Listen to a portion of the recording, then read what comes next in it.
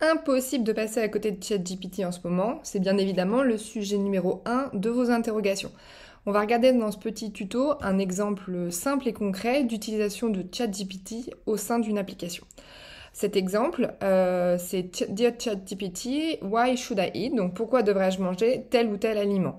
Donc soit on a la possibilité de cliquer sur les images pour que ça remplisse automatiquement le champ de saisie, ou il est possible de remplir des réponses plus ou moins farfelues à travers le champ de réponse et bien sûr d'interroger ChatGPT derrière.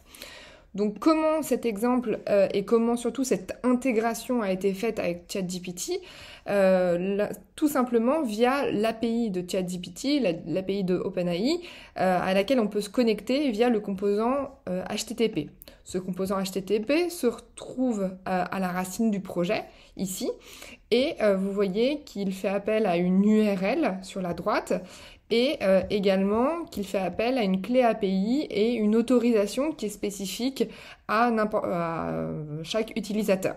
Donc comment est-ce que je trouve ces informations-là et comment après je le mets en place directement dans mon projet? Alors regardons déjà le paramétrage de l'API de ChatGPT. Cette URL, où est-ce que je la trouve? Cette construction de contenu, comment je le trouve et où est-ce que je trouve mon API key? Et bien tout simplement dans la documentation d'OpenAI.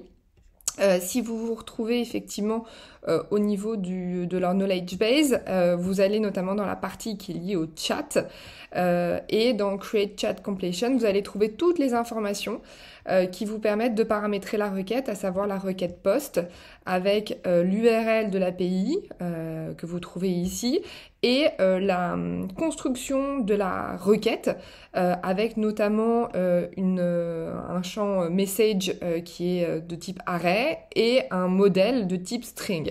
Donc là, vous voyez sur la droite un exemple de construction. Voilà. Et vous voyez aussi une clé d'autorisation Bearer avec la clé personnelle API qui est propre à chacun. Donc comment est-ce que ça se traduit effectivement dans PandaSuite Studio? Et ben cette URL qui finit par chat completion, c'est bien évidemment celle-ci que vous retrouvez dans l'API. Alors je switch entre les différentes fenêtres. La méthode de post. Ici, le contenu de la requête, d'accord? Cette requête qui est composée donc de clés valeurs avec une partie message et une partie modèle, avec dans le message un tableau qui est composé d'un contenu qui est simplement le prompt. Vous avez apprécié cet accent, le prompt, et le rôle qui, encore une fois, qui fait partie des paramètres effectivement de l'API.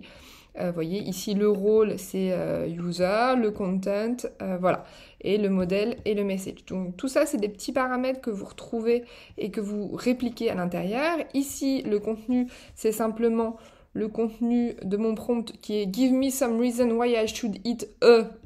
Et là, vous voyez qu'on a intégré une variable, now.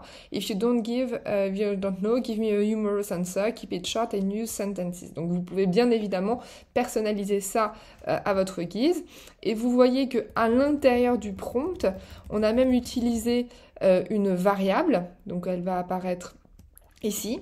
Voyez, cette variable-là, d'où vient-elle? C'est simplement le champ, c'est la saisie de mon text input. Donc vous voyez ici, effectivement, quand je saisis une action, quand je valide le text input, va y avoir une action qui va venir modifier une variable qui s'appelle selected fruit, qui va venir créer une variable, et cette variable qui va être ensuite utilisée dans mon prompt. D'accord ?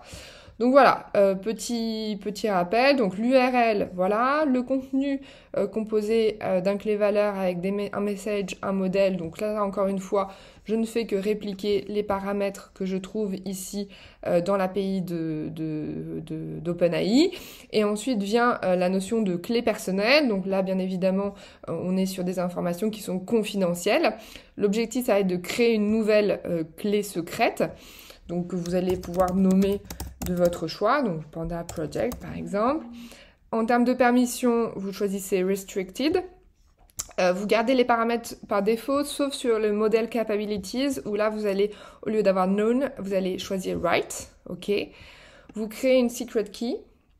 Cette secret key que vous allez copier, d'accord? Conserver en lieu sûr. Et ensuite, que vous allez pouvoir, enfin vous allez même devoir utiliser et intégrer, donc toujours au niveau de votre composant HTTP, en bas des propriétés, vous avez l'autorisation, c'est la clé API. En termes de clé, il faut rajouter authorization. Et en termes de valeur, il faut rentrer bearer suivi de la clé API que vous venez de sélectionner. Donc une fois que vous validez ça, vous avez notamment la possibilité de pouvoir vous assurer que la requête fonctionne bien. Donc là, en testant la requête, vous allez voir effectivement les informations, bon voilà, le type de requête que vous pouvez avoir. Et si je teste ensuite, je vois que, alors hop, voilà, je vois que ma requête est bien configurée et que mes prompts se lancent bien. Donc bien évidemment, vous pouvez créer n'importe quel prompt. Bien évidemment, vous avez toute la flexibilité et à vous maintenant d'être créatif. Voilà, j'espère que ce petit tuto était utile. N'hésitez pas si vous avez des questions en commentaire.